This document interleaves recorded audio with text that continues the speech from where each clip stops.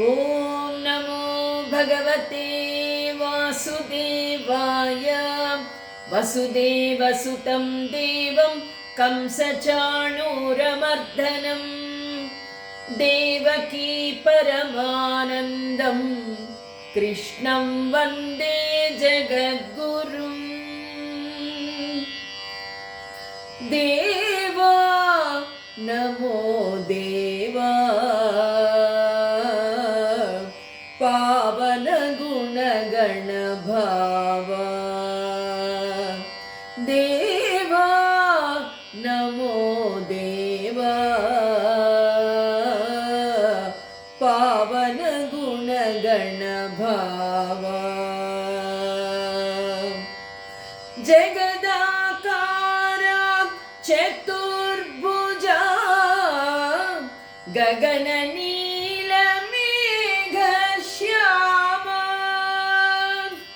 జగదాకార చతుర్భుజా గగన నీల మేఘ శ్యామ. నిగమ పాదయుగ నీరజనాభ. నిగమ పాదయుగ నీరజనాభ. అగణిత దేవా నమో దేవా పావన గుణగణ భావా. పావన గుణగణ భావా. దేవా నమో దేవా. ఆత్మబంధువులారా, భగవద్భక్తులారా, ఆ స్వామి జగదాకార చతుర్భుజ ఎంత అందంగా ఉన్నాడో చూడండి. నీలమేఘశ్యాముడు. నిగమ పాదయుగ నీరజనాభ అగణిత లావణ్యానన. పురుషులు సైతము మోహపడేంతటి సౌందర్య మూర్తి ఆ స్వామి. పావన గుణగణ భావ. సౌందర్యము మాత్రమే కాదు, సౌందర్యం అనేది శారీరక లావణ్యంతో వస్తుంది అని అనుకోవడం పొరపాటు. గుణగణ భావ.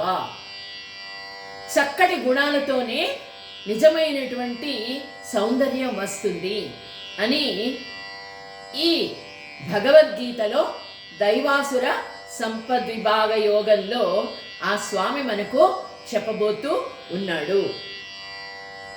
ఓం శ్రీమద్భగవద్గీత.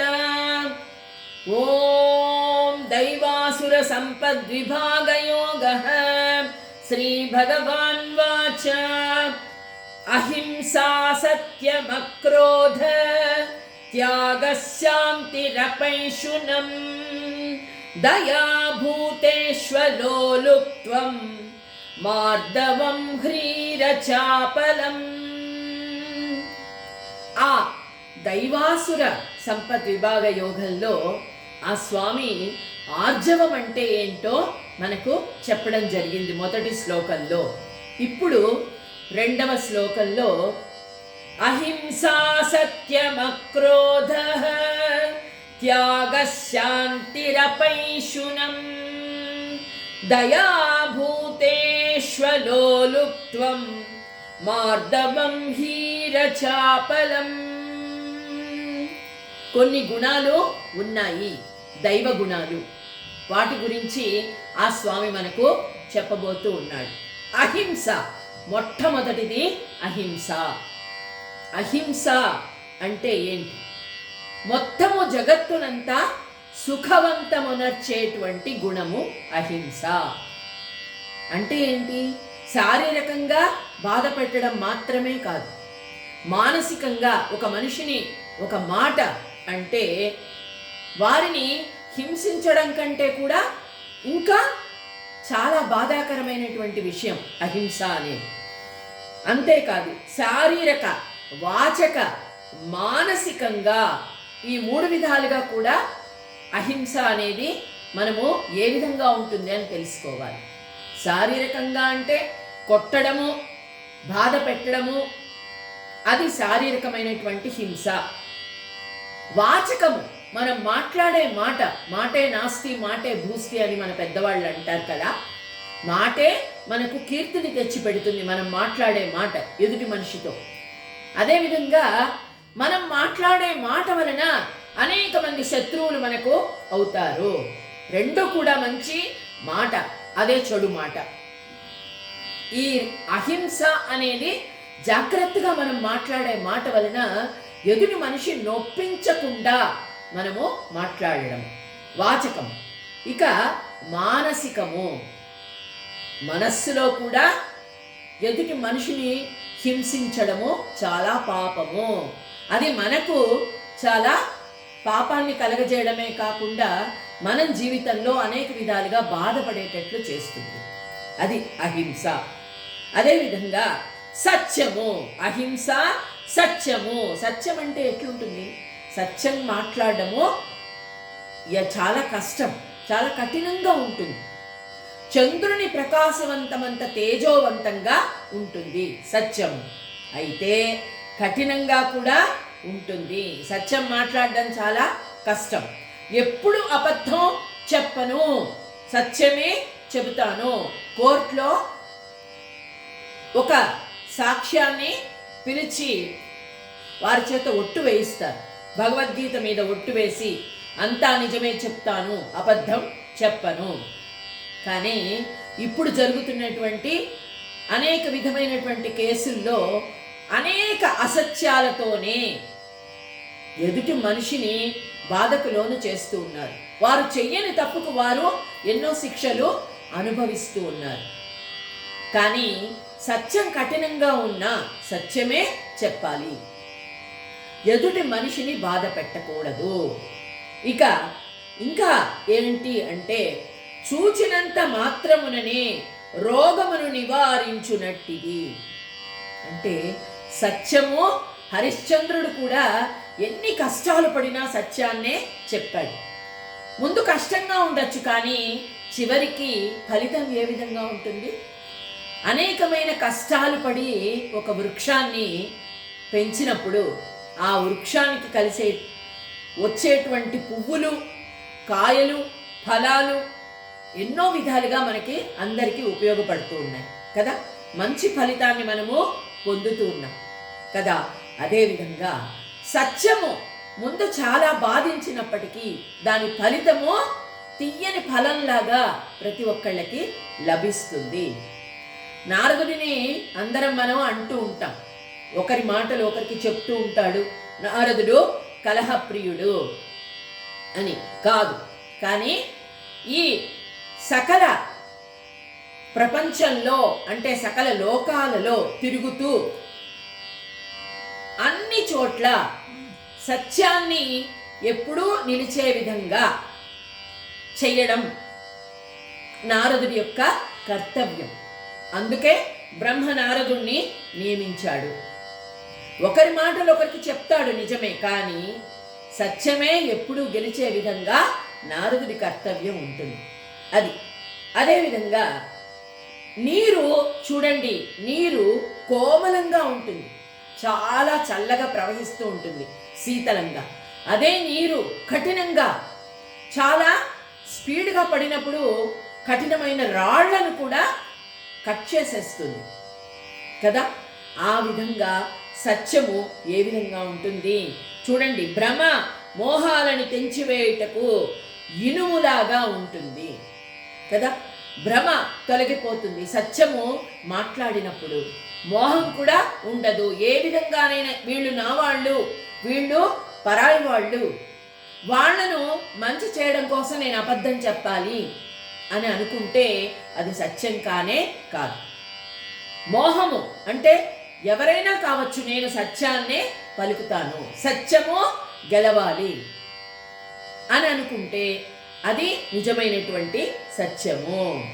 ఆ విధంగా చూడండి, ప్రియము మధురము అయినప్పటికీ ఎవరిని మోసగించకుండా ఉండేది నిజమైనటువంటి సత్యము.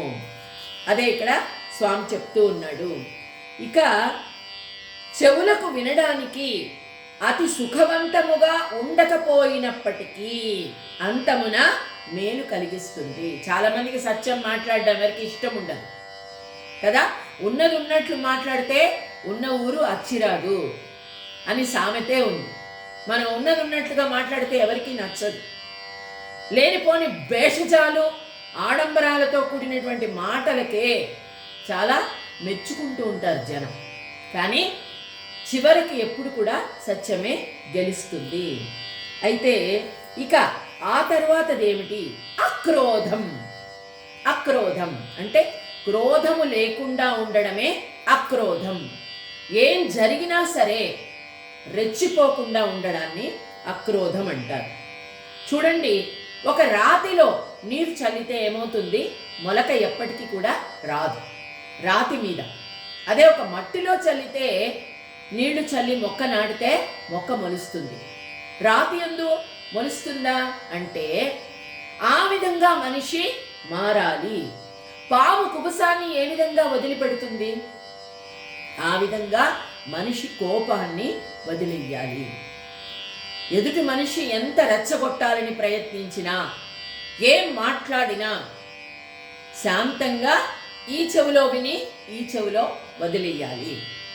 ఒక చెయ్యి ఎంతసేపు కొట్టినా శబ్దం అనేది రాదు, రెండవ చెయ్యి కలిస్తేనే శబ్దం అవుతుంది. ఇది మా నాయనమ్మ మాకు పెళ్ళి అయిన తర్వాత పంపిస్తూ చెప్పినటువంటి మాట. అమ్మా, ఆ విధంగానే నడుచుకోవాలి, అప్పుడు సంసారం చక్కగా ఉంటుంది అని. అంటే ఏం మాట్లాడినా మనము అత్తగారింటికి వెళ్ళినప్పుడు ఏ విధమైనటువంటి అడ్డంకులు ఎదురైనా నీవు శాంతంగా, ఆడదానికి శాంతమే అలంకారము, అలంకార వస్తువు. ముఖంలోనే ఆ శాంతం అనేది చూడగానే ఆహా ఎంత ఆ శాంతమూర్తి అని అనిపించాలి, ఆ విధంగా నడుచుకోవాలి అని పూర్వకాలం చెప్పేవారు. కానీ ఆ విధంగా ఇప్పుడు ఎవరూ ఉండడం లేదు. ఏ చిన్న మాటను కూడా ఎవరూ భరించలేరు. అయితే ఇక్కడ అక్రోధం అంటే ఏంటి అంటే రాగములెన్నడూ ఉత్పన్నము కాని స్థితి. రాగములు అంటే ఇంద్రియాలలో. కోపం ఎప్పుడొస్తుంది? ఎదుటి మనిషి మనల్ని మనకు నచ్చని మాట అన్నప్పుడు, మనము ఇష్టపడనటువంటి పని చెయ్యమని చెప్పినప్పుడు మన కోపము వస్తుంది. రాగము ఉద్భవించని, ఉత్పన్నమవని స్థితిని అక్రోధం అంటారు అని చెప్పాడు. ఇక ఆ తర్వాత విషయం త్యాగం. త్యాగం అంటే ఏమిటి? మట్టిని త్యజించినందువలన కుండ. అంటే మట్టి లేకుండా కుండ ఉంటుందా? కానీ మట్టిని త్యజించిన తర్వాత కుండ షేపులో ఉండదు, మట్టి పడిపోతుంది. పగలగొట్టిన తర్వాత కుండ షేప్ ఉంటుందా? ఉండనే ఉండదు. అదేవిధంగా నూలు పోగలను త్యజించినందువలన వస్త్రము. నూలు పోగులన్నీ కలిస్తేనే ఒక అందమైన వస్త్రము తయారవుతుంది, అంతే కదా. నూలు పోగులు అంటే చింపేస్తామనుకోండి, ఆ వస్త్రం కట్టుకోవడానికి ఉపయోగపడదు. అదేవిధంగా ఇక్కడ నిద్రను త్యజించినందువలన దాని యందు కనిపించు సర్వ విషయములు కూడా నిలిచిపోతాయి.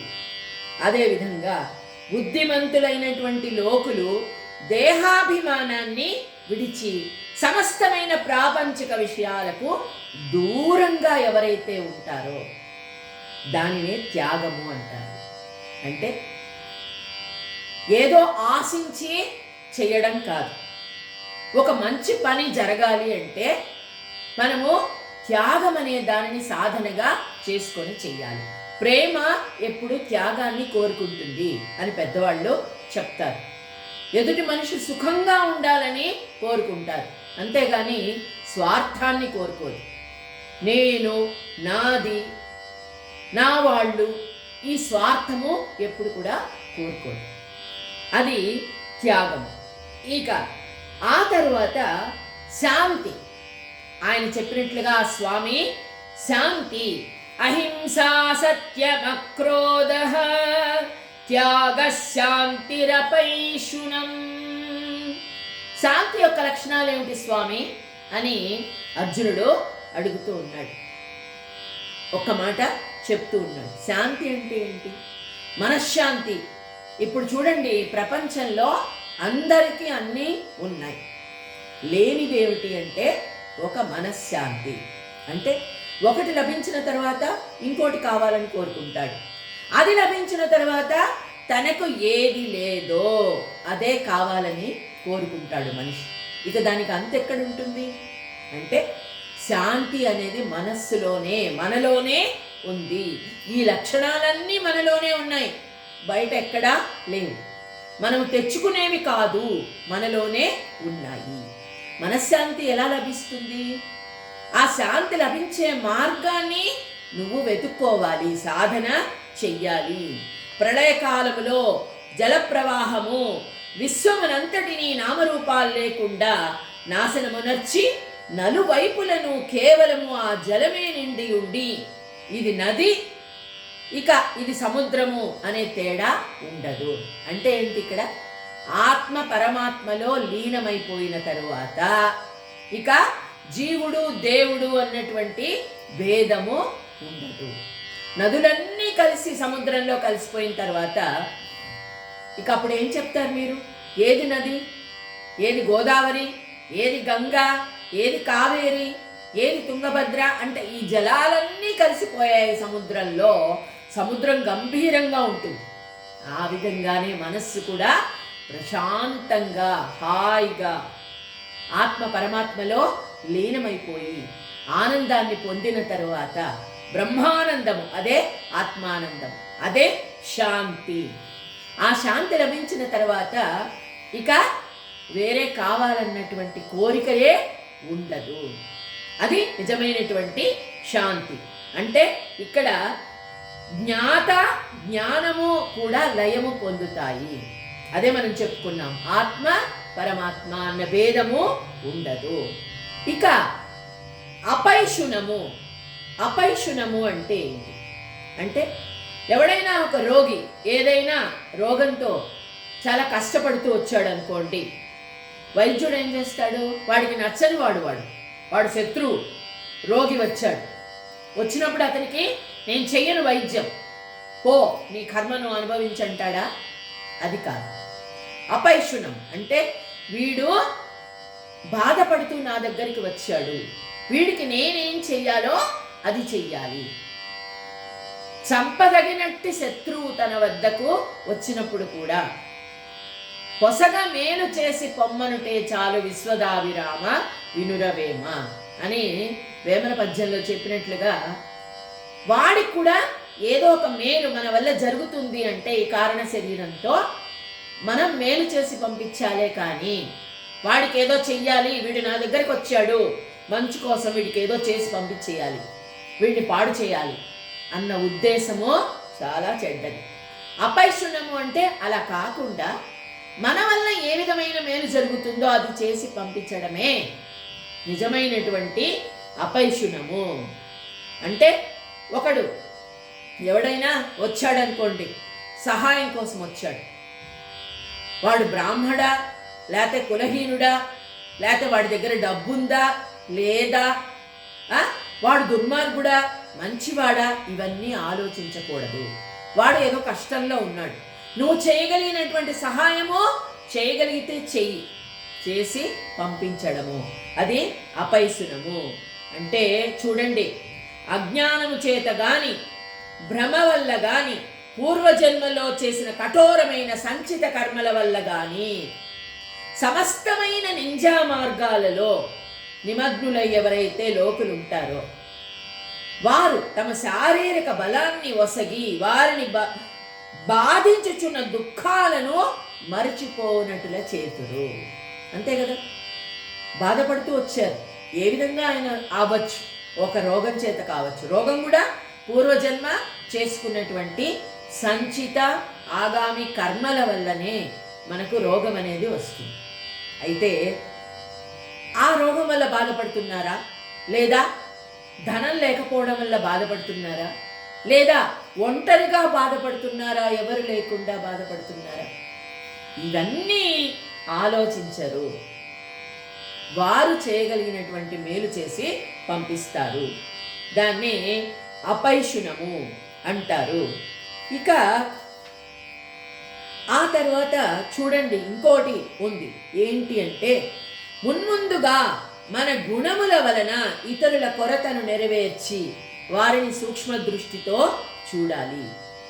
అంతేకాదు, వారి ఆచరణ ఏ విధంగా ఉంది, ఇంతకుముందు ఇలా ఉన్నారు, సరిగ్గా లేరు, ఎన్నో దుష్కర్మలు చేశారు, వీళ్ళకి నేనెందుకు చెయ్యాలి, ఇలా ఆలోచిస్తాం మనం చాలా. అంతే కదా. వారు మన దగ్గరకు వచ్చారనుకోండి, వీడు మనకు శత్రువు కదా, వీడికి ఎందుకు చెయ్యాలి, వీడు ఎన్నో వెధవ పనులు చేశాడు, వీడి మొహం కూడా చూడకూడదు అని అనుకుంటాం. అది చాలా తప్పు. అంతేకాదు, చూడండి, అర్జున, పెద్దల కొరకై వారు ఎన్నడూను ఇతరులను తుచ్చులుగా తలంచుట గాని తుచ్చులుగా వనర్చు ప్రయత్నము గాని చెయ్యరు.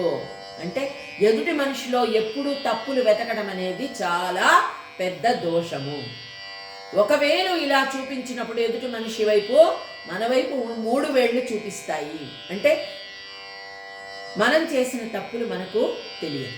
తప్పులెన్ను వారు తమ తప్పులు ఎరుగరు, విశ్వదాభిరామ వినురవేమ. ఉర్వి జనులకెల్లా నుండు తప్పు కదా. తప్పులు ప్రతి ఒక్కళ్ళు కూడా ఎవరు చేయని వాళ్ళు ఉండరు ఈ ప్రపంచంలో. కానీ తప్పు చేసేవాళ్ళు తమ తప్పులు ఎరుగరు. తప్పులు ఎన్నువారు, ఎదుటి మనిషిలో తప్పులు ఎప్పుడు కూడా వెతుకుతూ ఉంటారు. చాలామంది దోషాలను చూస్తూ ఉంటారు. వాళ్ళు ఈ తప్పులు చేశారు, వాళ్ళు ఈ తప్పులు చేశారు. కానీ నువ్వు చేసే తప్పులు నీకు తెలుస్తున్నాయా? ఎదుటి మనిషి చెప్తే కానీ నీకు తెలియదు. కానీ దోషాలను ఎంచడమో చాలా పెద్ద తప్పు అన్నిటికంటే. అదే చెప్తూ ఉన్నాడు. అది అపైశనం. ఇక దయ అంటే ఏంటి? దయగల హృదయమే దేవాలయము అని భగవంతుడు చెప్తూ ఉన్నాడు. ఎక్కడైతే భూత దయ ఉంటుందో, ఎదుటి మనిషి బాధపడుతూ ఉంటే చూసి సంతోషించడము, నవ్వడము, అపహాస్యం చేయడము, ఇది దయ అనిపించుకోదు, చాలా దుర్మార్గం అనిపించుకుంటుంది. ఎదుటి మనిషి బాధపడుతూ ఉంటే, ఏ చిన్న జీవి అయినా సరే, మనిషే కాదు, బాధపడుతూ ఉంటే మనం చేయగలిగిన సహాయం ఏదైనా ఉందా? అయ్యో పాపం, అయ్యో బాధపడుతూ ఉన్నారే, నేనేమైనా చేయగలనా అని చేయగలిగితే అది నిజమైనటువంటి భూతదయ. ఈ 84 కోట్ల జీవరాశుల ఎడ, అందరి ఎడ ఒకే దయాభావం. భగవంతుడు అదే చెప్తున్నాడు. నేనెక్కడో గుళ్ళల్లో లేను, నువ్వేదో ఆడంబరాలైన పూజలు చేసి, నేనేదో చందాలు ఇచ్చాను, ఎన్నో రకాల పూజలు చేయించాను, ఎంతోమందికి అన్నదానాలు చేశాను, అక్కడ కాదు నిజంగా భగవంతుడు ఉన్నది. ఎక్కడ అంటే భూతదయ ఎక్కడ ఉంటుందో, దయగల హృదయమే దేవాలయము, వారి హృదయాల్లో ఉంటాను.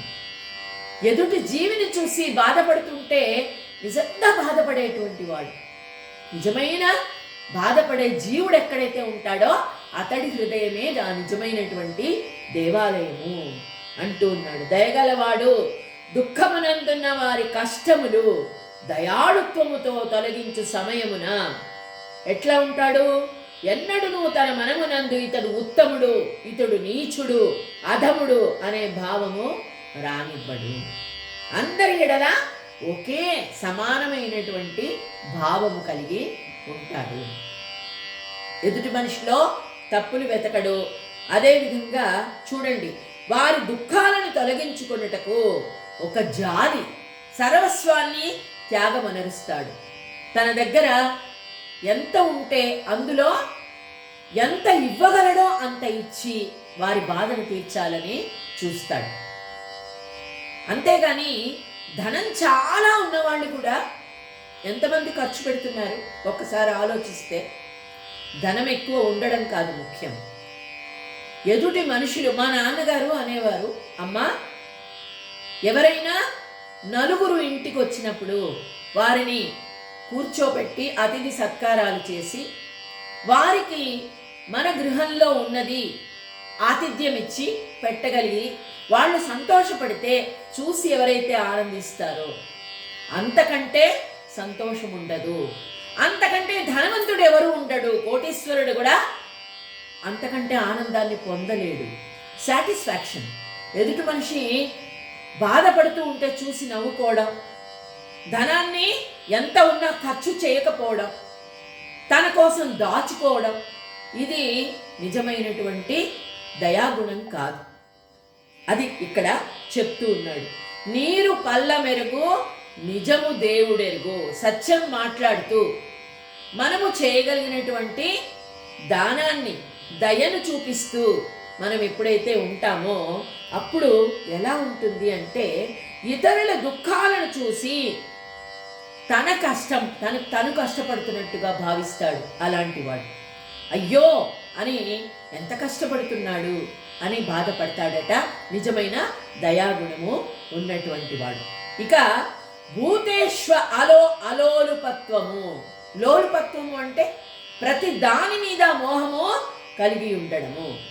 అంటే చూడండి, కమలము ఎంత మిక్కుటముగా హృదయపూర్వకముగా సూర్యుని వైపు అనురక్తిగా ఉంటుంది. కమలం ఎలా ఉంటుంది? సూర్యుని చూస్తే వికసిస్తుంది. సూర్యప్రకాశం పడినప్పుడు కమలము ఆనందంగా విచ్చుకుంటుంది. అయితే సూర్యుడు ఎప్పుడు కూడా దాని సుగంధాన్ని స్పృశించడు, దూరంగా ఉంటాడు. దాని సూర్యరశ్మిని దాని మీద ప్రవేశించేటట్లు పడతాయి, ఆ కిరణాలు పడతాయి, అంతే తప్ప సూర్యుడు నేరుగా వెళ్ళి కమలాన్ని ఎప్పుడు కూడా స్పృశించడు. అంటే ఇప్పుడు మనం చూస్తూ ఉన్నాం, ప్రపంచంలో అనేకమైనటువంటివి ఆకర్షణలు ఉన్నాయి. ఉన్నదానిని సంతోషంగా అనుభవించాలి, కానీ లోలత్వం ఉండకూడదు. ఏదైనా ఒక వస్తువు మనకు అందనంత దూరంలో ఉంది, అదే కావాలి, దానికోసం నేను ఏమైనా చేస్తాను, దానితోనే నా సంతోషం ఉంది అనుకోవడం లోలుత్వం. అలోలుపత్వము, భూతేశ్వ అలోలుపత్వము అంటే చూడండి, సిద్ధులు, ఇక మహాలక్ష్మి ఎట్లాంటి వాళ్ళు కూడా అంటే విరక్తి కలిగినటువంటి వారు. ఆ సాక్షాత్తు సంపదే వచ్చినా విష్ణుమూర్తి ఎలా ఉంటాడు? అమ్మవారిని ఇక్కడ కూర్చోబెట్టుకుంటాడు, అంతే. మనం కూడా ఉందా అనుభవించు, లేదా హాయిగా నీకున్న దానితో తృప్తిగా ఉండాలి. తృప్తించందని మనుజుడు సప్తద్వీపంబులందు చక్కంబడునే అని మా నాయనమ్మ గారు చెప్పేవాళ్ళు. ఆ విధంగా ఉండాలి. లౌకికమును స్వర్గీయము అగు విషయ సుఖములు ఇష్టానుసారంగా దాసులుగా ఉన్నా సరే, స్వర్గ సుఖాలు లభించినా ఒకే విధంగా ఉండడం, లేదా ఇష్టానుసారంగా ఏది మనకు దగ్గరికి వచ్చినా దాన్ని అనుభవించు, కానీ ఎక్కువ దాని మీద లోలత్వాన్ని చూపించొద్దు, మోహానికి పోవద్దు, దాని మీద అనురక్తిని పెంచుకోకపోవడమే అలోలుపత్వం. ఇక మార్దవము అంటే చెప్పండి. తేనెటీగలకు తేనె పట్టు ఏ విధంగా ఉంటుందో, జలచరాలకు నీరు ఏ విధంగా ఉంటుందో, పక్షులు బహిరంగంగా ఆకాశములో విహరిస్తూ ఉంటాయి. పిల్లవాడికి ఏది ముఖ్యమో? మాతృప్రేమ, తల్లి ప్రేమ. అలా విధంగా మలయ వసంత వాయువు వసంత స్పర్శచే కోమలత్వాన్ని పొందుతుంది. కనులకు ఏది ఇష్టము అంటే ప్రియజనుల దర్శనము. మన బంధువులందరూ ఒక్కసారి ఇంటికి వచ్చారనుకోండి, అందరం కూర్చొని మాట్లాడుకున్నాం, దానిలో ఉండే ఆనందము. మనము బయటికెళ్ళి ఎన్ని రకాలైన ఆహారాలు, హోటల్కి వెళ్ళి రకరకాలు తిన్నాం, ఇంకా ఏవో మంచి మంచి కొనుక్కున్నాం, వస్తువులు కొనుక్కున్నాం, మంచి వస్త్రాలు ధరించాం. ఈ ఆనందం అంతా కంటే ప్రియజనుల దర్శనము. కృష్ణుడు చూడండి, కుచేలుడు ప్రియ స్నేహితుడు వస్తే ఎంత ఆనందించాడు. తన అర్ధసింహాసనాన్ని ఇచ్చి కూర్చోబెట్టి కుచేలుడిచ్చిన ఆ చారుడు అటుకులు భక్షించి ఇంపైన సంపదలిచ్చినావు కదా. రుక్మిణీదేవికి ఏ విధంగా ఆయన తులతూగాడు? తులసీదళం, ఆమె ఇచ్చినటువంటి తులసీదళంతో తూగాడు, కానీ సత్యభామ ఇచ్చినటువంటి సంపదతో తులతూగలేదు ఆ స్వామి. అంటే ఆయనకి ఏది ముఖ్యం? భక్తి ముఖ్యం, ప్రేమ ముఖ్యం. అదేవిధంగా ఇక్కడ ఏంటి? మార్దవము. మార్దవము. కర్పూరం చూడండి ఎలా ఉంటుంది, స్పృశించడానికి కోమలంగా ఉంటుంది. రుచి రుచి చూస్తామా? అతి స్వాదిష్టము, ఘాటుగా ఉంటుంది. నాసికకు సుగంధితము, మంచి సువాసన గొలుపుతూ ఉంటుంది. చూచుటకు నిర్మలంగా తెల్లగా ఉంటుంది. కాబట్టి అంటే ఏంటి? దానిలో విషత్వం లేదు, నిర్మలత్వము ఉంది.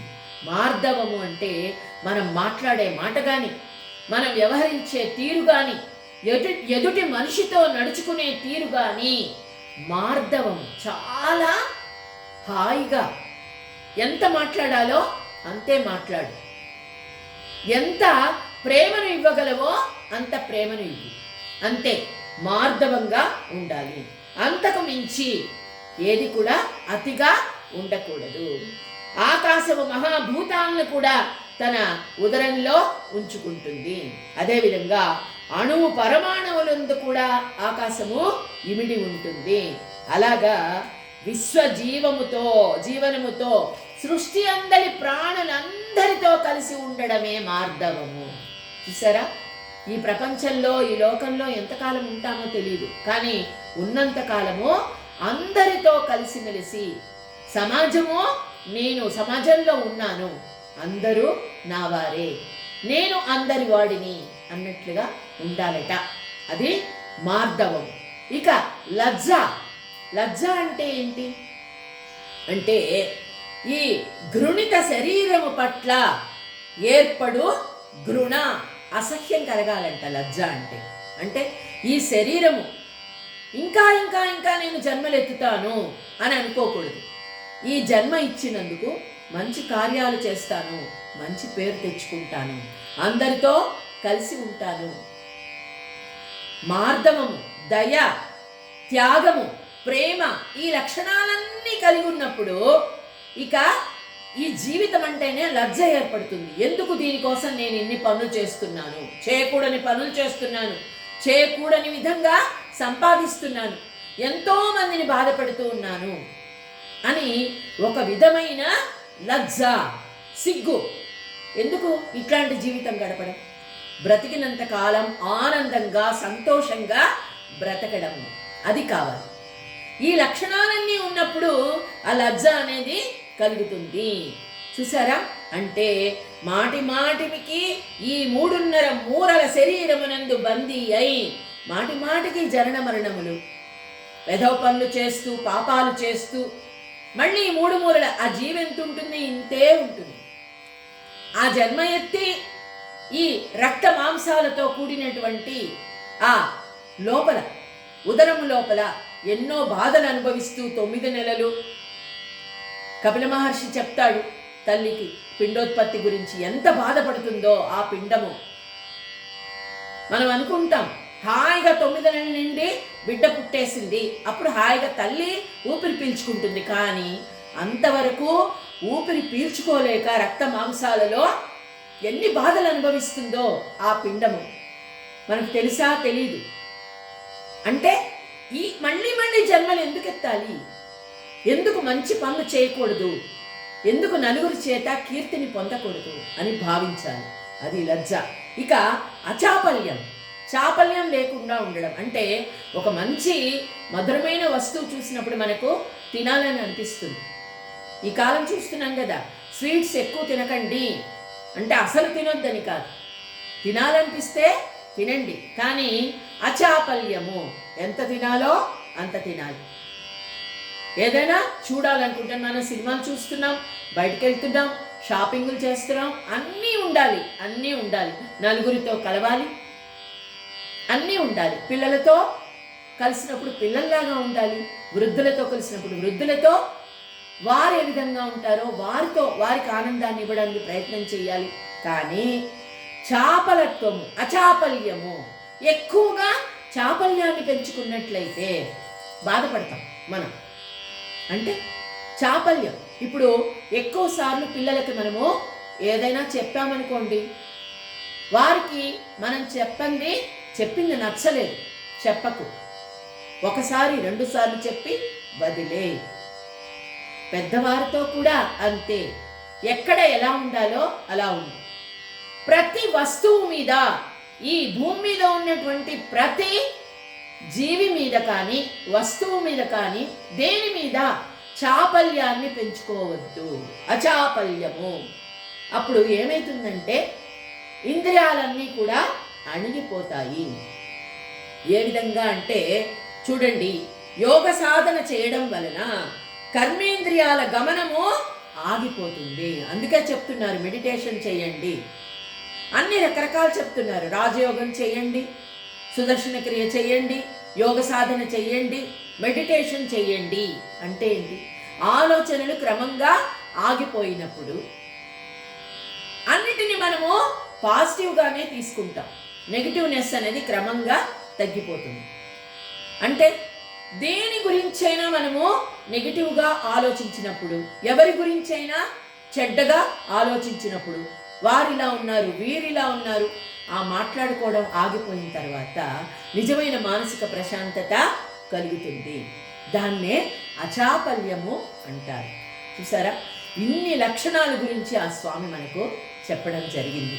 ఇక ఏ లక్షణాల గురించి చెప్పబోతాడో రేపటి రోజున మనము తెలుసుకుందాం. ఓం శ్రీకృష్ణ పరబ్రహ్మణే నమః.